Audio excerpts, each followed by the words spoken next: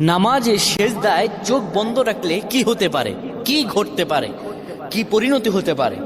আমরা অনেকেই নামাজের সেজদায় চোখ বন্ধ রাখি। এটি আসলে আমাদের জন্য ভালো না ক্ষতি, এটি আমাদের জানতে হবে। নবী সাল্লাল্লাহু আলাইহি ওয়াসাল্লাম 532 নম্বর হাদিস সহিহ আল বুখারীতে বলেন, শোনো, তোমাদের মধ্যে কেউ যেন সেজদায় তার বাহুদয় যেন কুকুরের মতো না বিছিয়ে দেয়। অর্থাৎ এইভাবে অনেকে আমরা আছি, এইভাবে সেজদা দেই না।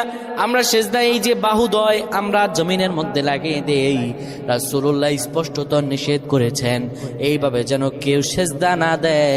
এইভাবে যদি সেজদা দেয় আল্লাহর দরবার তার নামাজ কবুল হবে না। শুধু তাই নয়, রাসূলুল্লাহ সাল্লাল্লাহু আলাইহি সাল্লাম সেজদার মধ্যে গিয়ে চক্ষু বন্ধ করা ঠিক নয়।